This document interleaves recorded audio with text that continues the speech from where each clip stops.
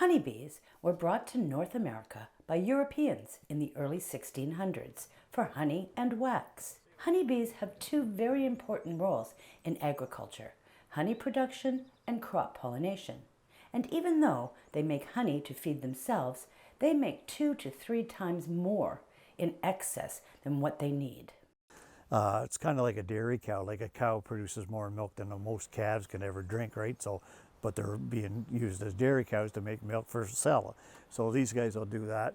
Like my average for the 37 years or whatever of honey producers is about 100 pounds of excess honey each colony. Now, that's not counting all the honey they consume over the course of the year and all the honey that they produce and use over the winter, which would probably easily be another 100 pounds, I would think. So, and a honeybee produces 1/12 of a teaspoon of honey in its life. Now, if you're cooking, you know how many tablespoons or teaspoons are in a cup? I don't know, but a cup of honey is a lot of honey. All this excess honey allows beekeepers to harvest the surplus, giving us humans the privilege of enjoying nature's finest sweetener. For commercial beekeeper Andrew McCann, it has been a personal journey with a few learning curves. My father was a beekeeper, and so I grew up sort of immersed in him talking about bees. So it was like a deep childhood emotional context. And then as an adult, when I went and did a master's in agricultural ecology in Norway, I was traveling in Eastern Europe. I did some beekeeping in Lithuania, so I knew that I actually liked doing it. And then I had backyard bees. Part of what made it possible was to step into a turnkey business that has been established by Bob's dad, Ron Stevenson, since the 50s, who they lived near Glen Burnie. So some of the places like Glen Burnie Grocery, I've been selling Ron and then Bob's honey since they opened, I think. So in any case, stepping into a turnkey business has a lot of positives. You have an established client base. It's been a challenge to keep them happy. I've had learning experiences because the honey is unpasteurized, but you still need to warm it to bottle it. You have to get it right or it'll crystallize. So I've made some mistakes around that. There's a learning curve. But thankfully, people love the honey. It's hard to get unpasteurized wildflower honey from around here. And so that's what I stepped into, and I'm just doing my best to keep up with the bees and keep up with the honey orders.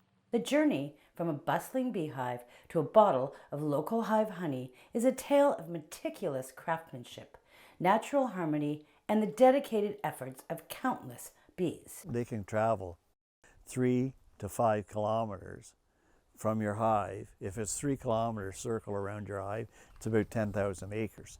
If it's sunny and bright, they go out almost all the time. They'll go out in light rain, if it's light rain, but if they're really good at sensing storms coming.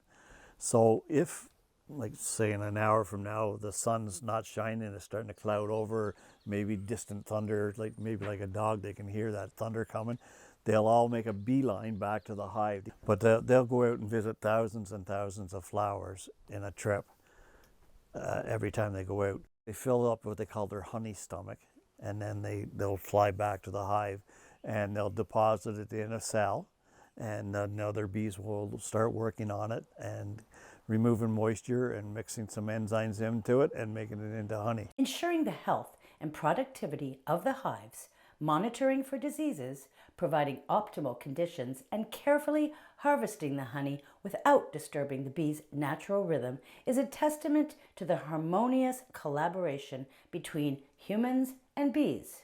As long as you're not messing right with their home and shaking it around, generally honeybees don't want anything to do with people. That's wasps and other kinds of creatures that are omnivorous, but honeybees want flowers. And and we try to mess with them only in the ways we need to help harness their production and their reproduction of their hive so that, again, they won't swarm and go off into the forest. I really do love it outside. It is an amazing thing to be in the bees, to watch all the different things they present you with. They are fascinating, and you can learn about them your whole life and still not know very much. One thing that is known is that honeybees live in highly organized colonies with a clear division of labor. Beekeepers provide support by maintaining hive health and monitoring for diseases. But really, the bees do most of the work. A colony of bees is one living creature, even though it's made up of thousands and thousands of bees. So like they do everything for the good of the hive instead of the individual, which is kind of neat. My first year as the owner, my second year in the operation, and I've been beekeeping before that, but I think the main plan is to expand the flavors and the market for those, because I think a lot of people will like these flavors, like a citrus honey or a chocolate honey or whatever, who won't use regular honey very often. So expanding the market that way, and then just becoming a better and a good beekeeper. That's the most important thing. For WPBS Weekly, I'm Gail Paquette.